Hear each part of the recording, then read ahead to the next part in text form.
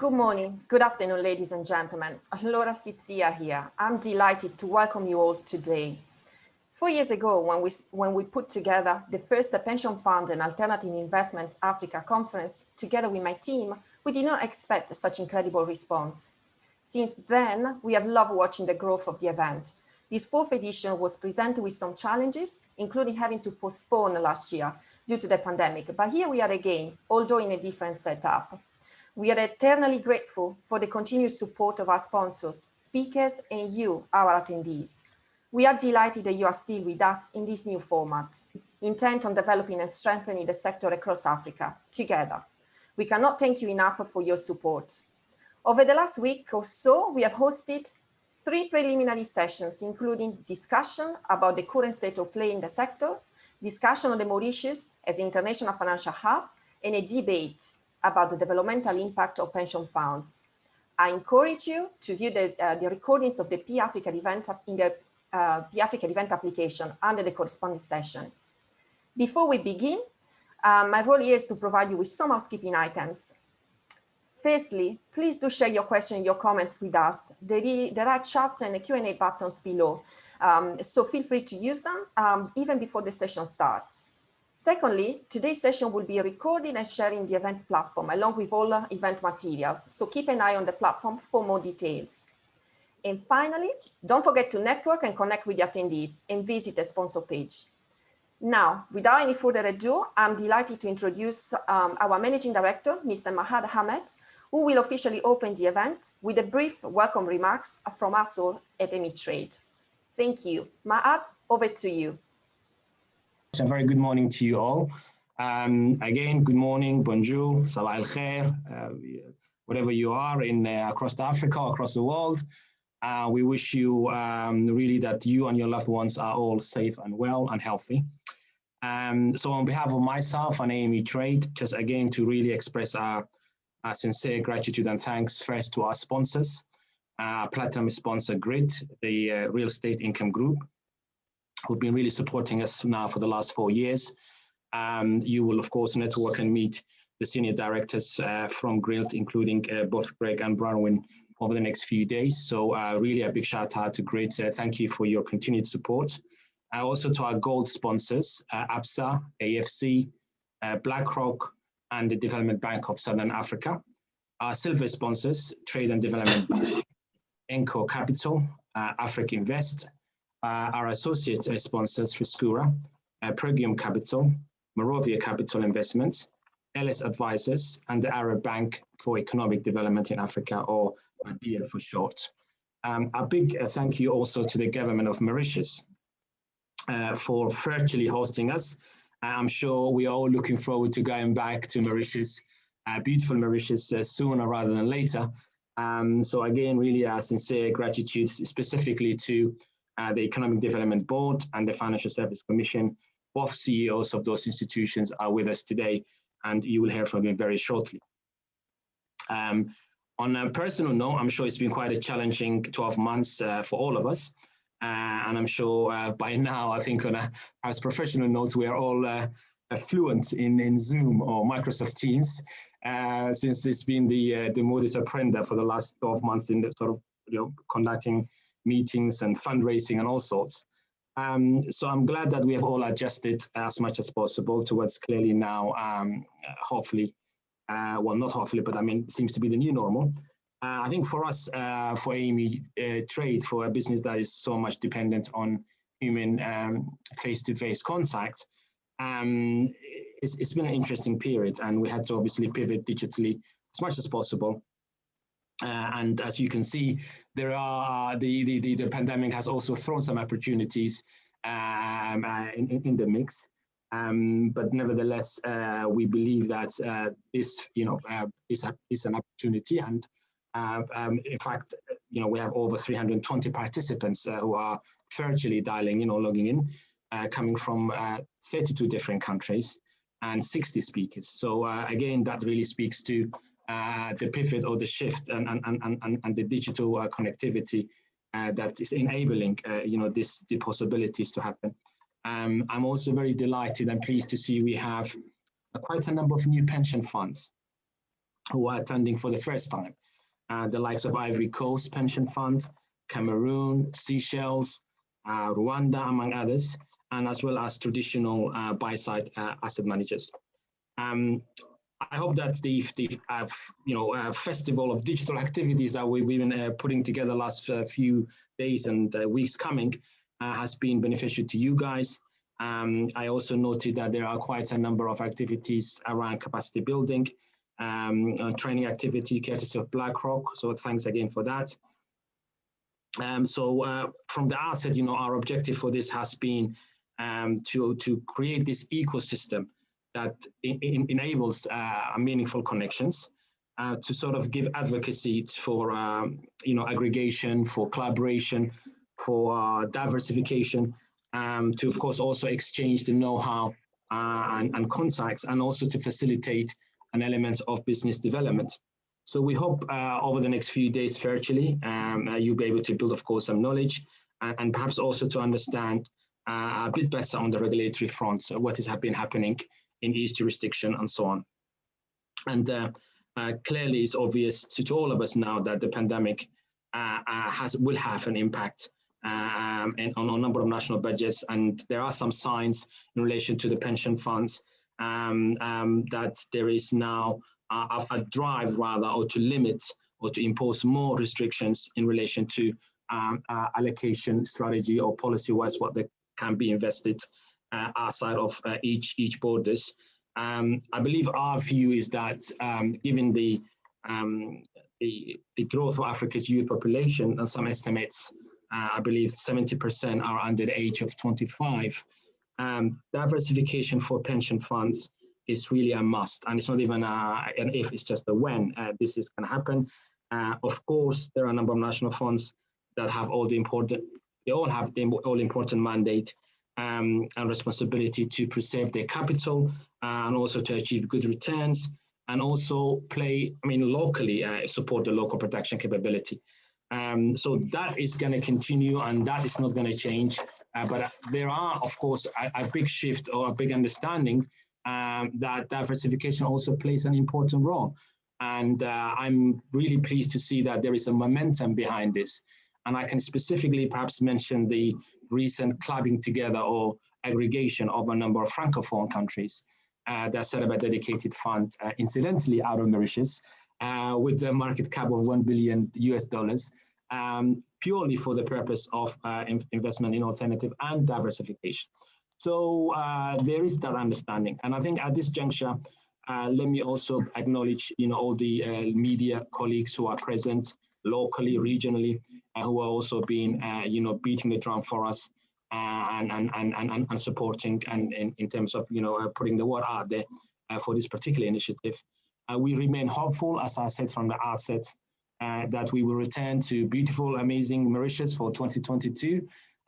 So we pray for that. And once again, I just want to really give a further thanks to our speakers, attendees, but specifically to our sponsors, again, because I can confidently say without your continued support, we would not have been able to really stay the course. So we are forever grateful for your support and your commitment. And on that note, myself and of course the team, albeit virtually, are here to assist you and to make sure that you're successful, your participation is successful. And I really, again, want to, pay tribute to all of you guys that have made this program a success. And on that note, I want to thank you for your attention. And now over to Mr. Fikash Thakur, who's the CEO of Financial Services Commission. Mr. Thakur, the virtual floor is yours. Thank you.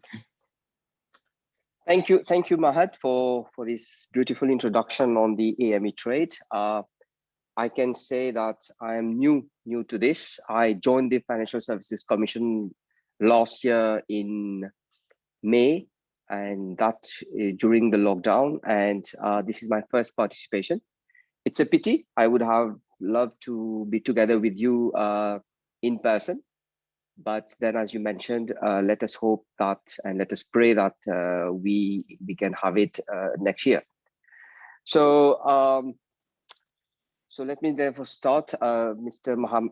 Mahad Ahmed, the Managing Director of AME Trade. my friend Ken Punusamy, Chief Executive Officer of the Economic Development Board of Mauritius, the representatives of pension funds, ladies and gentlemen, distinguished speakers, and all protocols observed. What should I say? A very good morning and a very good afternoon to all of us. So first of all, I would like to thank the organizers for inviting me to deliver this keynote address on this 4th edition of the Pension Funds and Alternative Investments of Africa conference, and which is taking place, as we all discussed about it, virtually this year due to this continuing impact of this COVID-19 pandemic. It's an honor for me to be part of this conference launch, and I understand that the purpose of this annual event is to better inform the global community of pension funds and alternative investment opportunities to assist our African experts, leaders, and professionals to leverage in the context of the latest developments, reforms, and challenges across various jurisdictions. 2020 has presented the world with highly challenging, unforeseen, untested, and unique circumstances that have pushed our adaptability and resilience to the limits. And policymakers across the world have tried to respond rapidly to the COVID-19 related crisis. And we here at Mauritius, we have been no exception. We've been into it. And at the Financial Services Commission, so let me share 2 parts of my keynote here. One is basically how did we tackle this COVID-19, and then what are some of the impacts on the financial products. So at the level of the Financial Services Commission, we have remained resolute and committed to our mandate of promoting integrity in the Mauritian financial sector. And in this context, as soon as the pandemic was on and we had lockdown, we very rapidly deployed our business continuity plans and restored work from home procedures to ensure that we maintain our duty in ensuring the orderly administration and the sound conduct of business of financial services and the global business activities. The lockdown period of the COVID-19 ranged from 20th of March 2020 to the 1st of June 2020 in Mauritius. But at the time of speaking, and as I mentioned, we find ourselves in a second national lockdown for 15 days, and which we hope will end very soon, given that the situation is a bit different, and we are also carrying out mass vaccination of the population. And in both lockdowns, whether the present one or the previous one, the Commission has continued to engage with its licensees and market participants, and more importantly, with its staff via remote technology and some innovative project management tools. The work from home procedures, which were basically previously untested in terms of some parts of business scenarios, had to be deployed and had to be activated, I would say, live. And in order to ensure continuity of our financial services and deal with anticipated delays, we have provided our licensees with a flexibility in meeting their first reporting obligations, including regulatory filings. We have, in many and most cases, waived administrative penalties for late filing and reporting obligations. And during such periods, due to increasing threat of cybersecurity incidences, we have kept the public informed about the usual possible scams from unregulated entities, and to be very cautious when dealing with financial information or exchanging information to third parties. And under testing times, we supervisors are required to be intensive, proactive, and preemptive. So ladies and gentlemen, please now allow me to come up to a topic of prime relevance to this forum. And you will know that among different financial products which were affected by the pandemic, pensions have not been spared. The economic upheaval is and has negatively impacted our retirement savings industry. Retirement savings arrangements that accumulate assets to back future retirement income, whether on the defined benefit DB or the defined contribution, which we call the DC, are experiencing unprecedented strain because of the COVID-19 outbreak and the related economic downturn. At our end, several impacts have been identified on local pension schemes in general.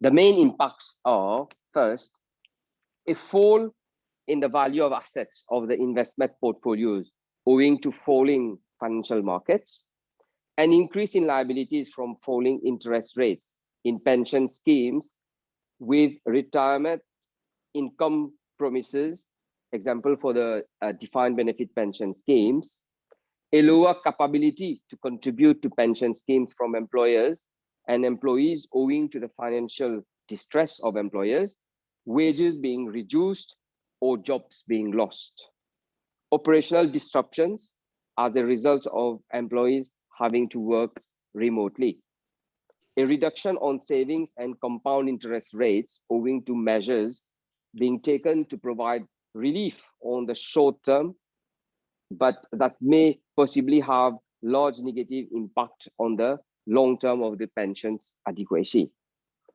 And spurring employers of private pension schemes from sectors such as tourism, which is very crucial to Mauritius, traveling, building, and engineering have been most impacted in the COVID-19 crisis, thereby impairing the ability to maintain regular monthly contributions to pension schemes during the lockdown and the post-lockdown periods. Owing to the fact that the value of pension assets has plummeted as the performance of financial markets have fallen, pension schemes are aiming at building resilient portfolios that will better withstand high volatility and deliver better risk-adjusted returns. Moreover, here in Mauritius, we will definitely witness more defined benefit pension schemes being converted to a defined contribution schemes that it would have been in the case of a pre-COVID world. Therefore, the Financial Services Commission, through industry consultations via setting up of a task force, has recently drafted a guideline which sets out the regulatory and supervisory approach in relation to the conversion of or shift of defined benefit pension schemes to defined contribution pension schemes, which we have also taken into account the impact of COVID-19 on private pension schemes in Mauritius. These guidelines are due to be released very shortly, and I believe that next week that will be done. And we hope and believe that the guideline will provide to the DB pension schemes a direction towards sustainability. These schemes are otherwise facing challenges in order to remain viable and adequately funded. So before I conclude, let me reiterate that savings for retirement is a long-term goal. Therefore, institutional investors with long-term horizon can likely recoup any investment losses. Short-term losses only materialize if assets are withdrawn or transferred to a different investment vehicle at a time where markets are at their lowest. In this respect, I can just hazard to say that the doom and the gloom may well be behind us. On this note, I would like to thank the sponsors and organizers of this conference for giving me the opportunity to address you today. And as Ahmed mentioned several times, we would only be too glad to welcome you physically to our country next year or the next available opportunity. So once we return to normalcy. And therefore, ladies and gentlemen, I thank you for your attention and wish you all a fruitful deliberation. Thank you. Merci. Thank you so much, Mr. Thakur. Please now welcome Mr. Ken Punosami, the Chief Executive Officer of the Economic Development Board of Mauritius. Ken, over to you. Thank you very much, Mr. Mahad Ahmed, Managing Director of the AME Trade, Laura Sidzia from AME Trade, my good friend, Chief Executive of the Financial Services Commission, Excellencies, distinguished guests, ladies and gentlemen, a very good morning to everyone outside of Mauritius and a very good afternoon to all of you here in Mauritius.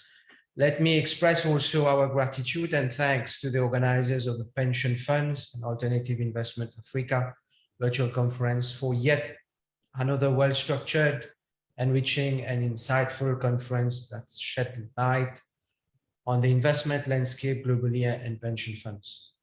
The Economic Development Board, as usual, has supported this conference in Mauritius since the last few years, and we are equally honored and privileged to support this fourth edition of the conference, albeit virtually.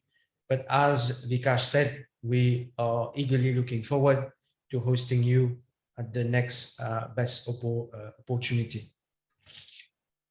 Ladies and gentlemen, I'm sure there are much more experienced speakers and professionals to talk about the topics of discussion during this virtual conference. But while I was looking at my notes, actually, for this speech, I could hardly prevent myself from reflecting on what our world as we know it is going through. Indeed, the COVID pandemic has shown quite eloquently how technology will unlock new ways of working. The way many organizations are run has undergone a seismic shift over the past 12 months. The pandemic has vividly showed us that companies that were able to react quickly and thrive largely those in the growing number of sectors that were not affected by people staying at home have recorded some of their best ever performances. These include names such as Amazon, as well as supermarkets that had robust delivery operations in place when the pandemic struck. Providers of remote business tools such as Microsoft and Zoom, and businesses that deliver entertainment directly at home. You might say how relevant that has got to do with pension fund investment and investment holdings. Well, to some extent, change has been essential in just about every industry. And one discovery that many of us have made during the pandemic is that we are far more flexible and agile than we might previously have thought. This creates the possibility that we are moving into a period where there is going to be great appetite among business leaders for change. Ladies and gentlemen, I wanted to share this perspective with you just to say that things that we will be debating during this virtual conference will also be underpinned by such radical changes, and those with agility, nimbleness, and spurred by the higher degree of technology will be the true winners. And this includes economic agents involved in the bustling financial services sector. Coming back to our topic of discussion, it is true that pension funds are considered to be important players in financial systems and play a pivotal role in the financing of retirement income, shaping of future economic growth and development. In 2019, pension fund assets rose to 32 trillion. The investment management function of pension funds is therefore of prime importance in all private pension funds arrangements. Those who have worked hard and saved for their future retirement in these pension funds must have the confidence in the regulatory systems and trust that their interests are being protected. Furthermore, in order to achieve the return and risk targets, pension fund managers allocate their investment outside their frontiers and venture beyond the traditional asset classes and invest into various asset classes. In the same vein as highlighted by the Chief Executive of the FSC, Mauritius has undergone significant reforms and enacted the Private Pension Schemes Act in 2012. The Private Pension Schemes Act was introduced to provide for more comprehensive and modern regulatory and supervisory framework for the operation of private pension schemes. Additionally, the Mauritian legislation satisfies the standards set by international organizations, taking on board international best practices and ensuring due diligence to avoid money laundering. Given the role of our jurisdiction in the region, we believe that it is our responsibility to take the lead in understanding the needs, concerns, and requirements of the pension industry in regard to private equity and alternative investments. I cannot prevent myself from wearing the hat of an investment promotion institution, and therefore I will say, with more than 3 decades of experience serving cross-border financing, Mauritius has established itself as a proven financial center of substance. The country is home to a number of international banks, funds, advisory and accounting firms, and other financial institutions. I often say it in international forums that Mauritius has the highest number of accountants per capita in the world. And this is a clear sign for the ambitions that we have set ourselves. Mauritius boasts a business-friendly environment, provides a world-class infrastructure, enjoys political, social, and economic stability, along with an internationally recognized regulatory and institutional framework. The Mauritius IFC offers a myriad of advantages to investors, such as conducive time zone, a highly skilled bilingual talent pool, a number of investment promotion, protection treaties, support services, among others. Building on the above and noting the political, economic, and social stability of Mauritius, we strongly believe that Mauritius IFC is also well poised to be the hub for choice for pension funds catering for globally mobile employees and expatriates. I would therefore encourage pension fund service providers and administrators to consider setting shop in Mauritius to service such global market. Ladies and gentlemen, having said this, Mauritius is currently ranked 13th in the World Bank Doing Business ranking.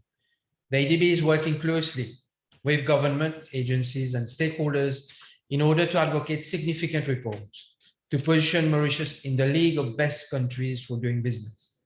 It involves greater and deeper deployment of technology through the e-licensing platform, which we have established, policy advocacy to review rules, procedures, systems, and processes, costs, and timeframes for licensing, with benchmarking with the best league of nations. The other aspect which I would like to touch upon is market access, which remains for us in Mauritius a key driver of our economic development agenda. In fact, 2021 marked a new landscape in our international trading environment with the coming into force of 3 impactful agreements for us, notably the Mauritius-China Free Trade Agreement, the African Continental Free Trade Agreement, and the Comprehensive Economic Cooperation Partnership Agreement with India. This is a historic development for us, as these agreements will not only broaden the circle of opportunities, but will also enable market access of our investors, businesses, and companies to these countries. With respect to the Mauritius-China Free Trade Agreement, let me further add that the agreement includes provisions for asset management, such as cash and portfolio management, all forms of collective investment management, custodial, depository, and trust. Through the signature of these agreements. Sorry to interrupt. Can you please finalize your words for the timing? Thank you. Thank you. Mauritius has an opportunity to shift from its over-reliance on traditional export markets, bolster trade opportunities in the near future, and at the same time provides for market diversification. I would therefore encourage investors to use our jurisdiction to reap the numerous benefits and market access to these countries. At the level of the EDB, we will seek to provide the highest level of assistance to ensure that businesses, stakeholders leverage fully on these agreements. In concluding my remarks, let me emphasize that the EDB, as the apex government institution responsible for promoting Mauritius globally, will provide its entire support to investors and businesses wishing to invest or expand in the jurisdiction. I thank you very much for your attention, and I wish you all a very successful conference. Thank you very much. Thank you, Mr. Punosami. We now move on to the welcome address from Bronwyn Knight from GRIT. Bronwyn, over to you. Thank you. Thank you, Laura. Thank you. And thank you for having a Grit Real Estate Income Group. I am the CEO and co-founder of the business. We are very honored again to be a platinum sponsor of this particular event. And what the importance for Grit is really around this business is a couple of aspects. So one, we recognize the importance of pension funds across the African continent, the importance of pension funds for investment. Over 50% of the Grit share register are African pension funds. What we have successfully concluded this year is we are the first Mauritian business to domicile and also to list on the main board on the London Stock Exchange. So we're very, very happy with that achievement because one, it attests to the success of Mauritius itself from a governance perspective. It attests to the success of an Africa investment business and the fact that pension funds are an integral investment into businesses like Grit. So for us, sponsoring and being the main sponsor of this event and recognizing the delegates that are attending, recognizing this, the management company that has set this up, we're really excited. And historically, we have had this in Mauritius. I've been based in Mauritius now for 5 years. Our entire business is based in Mauritius. We employ over 100 people in Mauritius. So from an investment perspective, it is a really very much a investor-friendly environment. And the business of Grit is commercial real estate across 8 African countries, including Mauritius itself. Our portfolio is over $800 million. The pension funds invest in a business like Grit because we are a distribution business. We pay over an 8% dollar distribution out to our investors, and we are paying out our 13th distribution to date. But we also act as a conduit to allow pension funds to get into the various jurisdictions from a real estate perspective. So from our perspective, a pension fund conference, being able to bring all the pension funds onto one platform is really, really a fantastic foundation, or a fantastic being able to really consolidate the pension fund thinking. So I think over the next couple of days, we look forward to the discussion. We look forward to personally the alternative investment discussion. As some of my, the keynote address people that have spoken have said, we also welcome you to Mauritius in the future. And what we've seen is we've seen Mauritius be extremely proactive. The vaccination program has rolled out. I have personally been vaccinated. So we really do see a very good reopening of the island. So on that note, I'd like to welcome all delegates to the conference. And we celebrate our affiliation to this particular conference. And as being able to create a platform where pension funds can invest in, we look forward to continuing our relationship on this particular conference. So thank you for having us. We really appreciate it. Thank you so much, Bronwyn, for the introduction. We now moving on to Mr. Sanjeev Gupta from IAFC, another long-time supporter of the event and one of our co-sponsors. Sanjeev, over to you. Yes, thank you very, very much. And good morning, good afternoon, good evening to everybody, which is the normal state of affairs these days, where we probably have to cover all hours of the day when we are speaking to each other.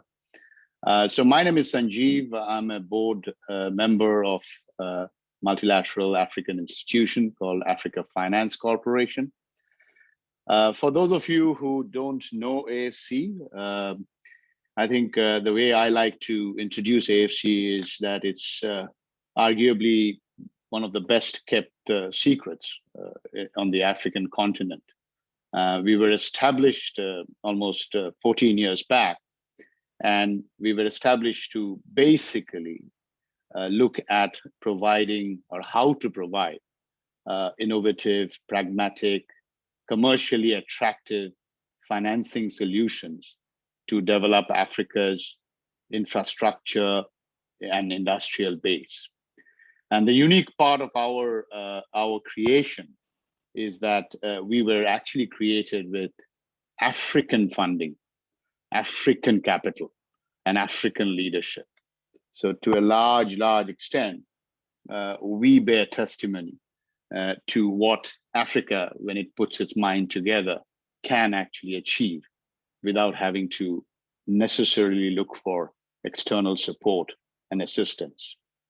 You'll be pleased to know that today, as I speak, AFC has successfully deployed more than $9 billion across almost 34 countries. We have a 31 country membership base. And most importantly, because that will help me to come to the point I was going to make later, that all of this, the last 14 years of our evolution journey, has been done on a profitable basis. We have returned attractive returns and dividends to our original investors.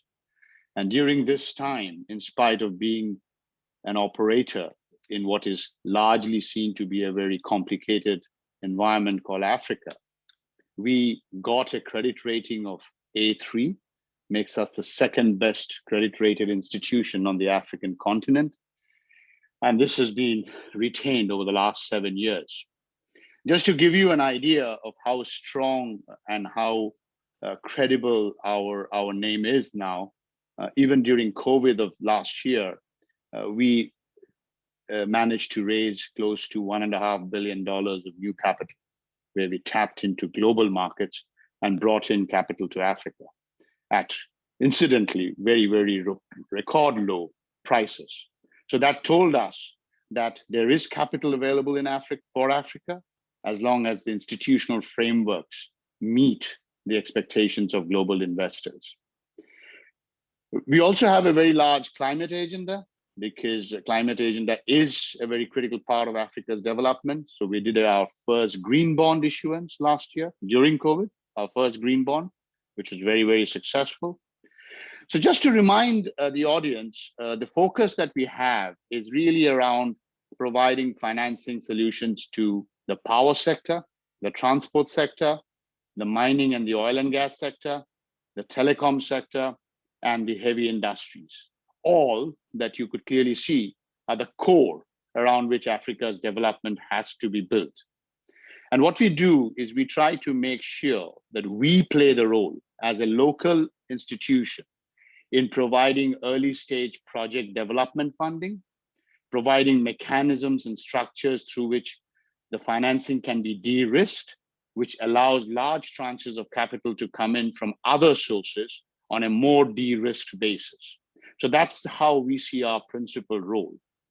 Now, just a couple of points on the pension funds itself, and I was obviously hearing with great interest what was being said earlier. It is true that every country, every economy needs its own domestic savings to work for itself. And pension funds usually constitute a country's or an economy's or a region's largest source of capital. It's a savings, but it has to be translated to capital. The second point is what I heard my other speakers speak about, which is that Africa has a young population. It has got a largely defined contribution pensions industry. It has very shallow capital markets. So how is it going to therefore provide for its young population, people who are going to retire 30, 40 years down the line, a pension that is worth something? So on one hand, you have a huge amount of savings pool being developed through the pensions industry. On the other hand, that is not getting translated into long-term capital and earning real yields for the benefit of the population. And that is where I think institutions like us need to play a role, because pension funds clearly can't take certain risks. You heard Bronwyn talk about structures that provide transparency, provides governance, provides stable yields. She mentioned 8% yields. She talked about exits, because pension funds need to exit. They need to raise money when they need to. And they need to manage all of that in a way that currency volatility doesn't hit them. So all of that is where institutions, multilaterals like AFC come in, because the opportunities abound. We need to build Africa's ecosystems. We need to create jobs. We need to process our own minerals in our own continent. We have to generate export earnings and substitute our import bills. And we have to provide healthcare. And most importantly, we have to make the common free trade agreement work. And that's why we have to work with the pension industry, because that represents a very, very important pool of domestic capital that needs to be deployed into Africa's core economy. Thank you very much for listening to me, and good luck for the rest of the conference. Thank you so much, Sanjeev. We now move on to Kwabane Pofolo from BlackRock Africa, another GOAT sponsor. Kwabane, over to you. Thank you. Thank you, Laura and AM Trade. And good morning or good afternoon to all, wherever you may be across the continent or perhaps even across the world. And on behalf of BlackRock, we hope you and your loved ones are well in these uncertain times. As mentioned, my name is Kwabane Pofolo, and I'm the lead relationship manager for BlackRock across Africa. And my colleagues and I are truly excited to be participating in PIA this year, and in particular, exchanging ideas around investments as well as technology as it relates to alternatives. And so to that extent, later on this afternoon, I think in session 2, Patrick Baidun will be talking, among other topics, around the intersectionality between impact and infrastructure, something that I'm definitely looking forward to. And next Thursday, we'll have my colleague, Michelle Wilson, who will be touching on the use of technology across alternatives. And so I guess what's left for me to do is to talk a little bit about BlackRock, highlight our capabilities in technology and alternatives, and then also discuss our presence here on the African continent. So starting with BlackRock. BlackRock was founded in 1988 by Larry Fink, Rob Capito, and a handful of other investors who believed in creating a company devoted to risk management. Now, BlackRock has grown since then and may be known to many of you for different reasons, whether it's our iShares franchise, which hosts one of the largest ETF issuers in the world, or our focus on sustainability. In addition to other factors, we actually believe ESG and sustainability are long-term drivers of adjusted returns. And finally, you may have interacted with us directly, given our reach, with offices in 35 different countries globally, and with reach of roughly $8.7 trillion in assets under management with clients in over 100 countries. We obviously are working with a lot of you on the call. And for those who are invested with us, we thank you for the trust that you placed with us. And all of that is true, but I think that other pieces that BlackRock is increasingly becoming known for is as a solutions provider for our clients, a technology platform, as well as an alternatives provider. And when it comes to solutions, we have investments across capital markets, from cash all the way to alternatives, and across a myriad of different investment vehicles. And so I think we're uniquely positioned to be able to think through our clients' holistic portfolio needs, as well as the risks that they face. And indeed, the risk piece is key to us, and central to our ability to understand risk is our technology platform called Aladdin. Aladdin, I like to think of as the CPU, or the central processing unit, for all investment-related activity across BlackRock. And as a business, Aladdin reinvests its technology, which allows them to continuously reinvest into the development of solutions, not only for BlackRock, but for other investors. Today, over 200 institutional investors partner with BlackRock to harness the power of Aladdin platform to manage their assets, with the sole goal of improving transparency and providing an integrated view into their investments. And finally, on alternatives, a business that I've seen grow from strength to strength. Over the last 15 years that I've been with BlackRock, I've seen our alternatives franchise move from a $6 billion platform to over $250 billion, making us a top 5 alternatives asset managers. What I think has led to that growth and what differentiates us on the platform are 3 things. First, it's the breadth and the depth of the platform that focuses on alignment, with capabilities across private equity, private credit, real assets, hedge funds, and also tying back to the first point, we have a solutions team within our alternatives franchise called BlackRock Alternative Advisors that works with clients to put together solutions across alternatives, or combining public and private market investments into one solution for our clients' needs. Secondly is the sourcing capabilities. Our scale, our geographical spread, and the cross-investment capabilities allow our alternatives team to uniquely source opportunities on behalf of our clients. And finally, technology. I've already spoken about Aladdin, but more recently we acquired eFront, which is an alternatives technology that is now integrated into Aladdin. Now, eFront is part of Aladdin and allows us to look at alternatives investments. But I think what's really unique, and you might hear about next week in one of our teaching sessions, is how to really focus on whole portfolio analysis and risk measurements. And so with that, if you were to think about our total portfolio platform, in terms of solutions, Aladdin alternatives, our key focus is to support the millions of people around the world by working with institutions such as yourselves to help support you as you contribute to the financial well-being of those we depend on you. Now, a little bit about our presence here on the African continent. BlackRock has been supporting African clients for over 20 years. And in an effort to get closer to our clients, we established our South Africa office in 2012.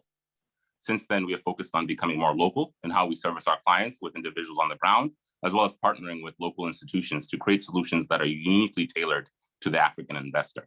We also leverage the broader BlackRock platform with partnerships with our official institutions team that focuses on pensions and central banks, as well as our global consultant relationship teams and my Middle East Africa sales support and client experience management team to ensure that we provide market insights, product and solution servicing, as well as execution servicing to all of our African investors. With that, I thank you and AIM Trade for the opportunity, and we look forward to having a robust conversation with you over the coming days. Thank you, Laura. Thank you so much, Koabane. We now welcome Mr. Michael Awori from the Eastern and Southern African Trade and Development Bank, representing Mr. Admasu Tadesse from the Trade Development Bank, another long-lasting supporter and silver sponsor for the PIAfrica event. Michael, the floor is yours. Thank you, Laura, and thank you, colleagues from AME Trade for organizing this event, and greetings to my fellow distinguished speakers, and welcome again to all of you joining us. I'm Michael Awori, the Deputy CEO and Chief Operating Officer of TDB. We are a regional investment grade development bank covering 22 countries across Eastern and Southern Africa. As Laura mentioned, we are very glad to sponsor this 4th edition of the Pension Funds and Alternative Investments Conference. Indeed, we've been a part of this event since 2018, reflecting our belief in the strong developmental impact of pension funds and the key role they play in allocating capital. For starters, pension funds provide a vital source of long-term capital, which is sorely needed all across our continent, given the significant infrastructure gap, a gap which cannot be funded by our sovereigns alone, particularly given the limited room to maneuver in a post-COVID environment. Pension funds also have a key role to play in improving governance and ensuring financial discipline in the entities they invest in. Just as important, funds can also drive focus on sustainability. Perhaps better than other investors, pension funds, given their beneficiaries, are well placed to not only recognize the importance of devoting capital towards achieving the SDGs, but can also meaningfully move the needle and direct more capital towards areas such as renewable energy, climate mitigation, and climate adaptation investments. And in doing so, help to deliver both a financial and social impact. At TDB, we have a long track record of attracting and working with pension funds and other institutional investors, dating back to 2013, when we launched reforms in our corporate and governance structure. We introduced Class B shares, tailor-made, you could say, for institutional investors. We now count more than a dozen African pension funds and insurance companies among our shareholders, some of whom are present here today. These pioneering African investors inspired other non-African investors to participate in TDB's risk capital, including IFU of Denmark, which joined us in 2019 as our first European institutional investor. When these investors joined the bank, they were no doubt attracted by our consistent focus on delivering both strong financial returns as well as meaningful developmental impact. In fact, just this week, we were very pleased to announce receiving our 18th institutional investor, CNSS, the Republic of Djibouti Pension Fund. Looking forward, we think there's much more scope to intermediate more private institutional capital into our region. And pension funds and other institutional investors working with DFIs can not only drive investment, but also address the gap of bankable opportunities through advisory, project development, and wider stakeholder engagement on items such as investment climate. And together, we can continue to deliver meaningful, sustainable impact for all of our constituencies. Thank you again for joining us, and really looking forward to a wonderful conference. Thank you so much. We are now come to the end of the opening ceremony. A big round of virtual applause for all our speakers. We appreciate you being with us today. We now move on to a virtual networking break. Please take the time to connect with your fellow attendees through the PIAfrica Who application, and we will see you again at 10:45 GMT, 10:45 GMT, when we will host the Investing in Alternatives Generating Alpha with diversification. Thank you all and see you shortly. Thank you.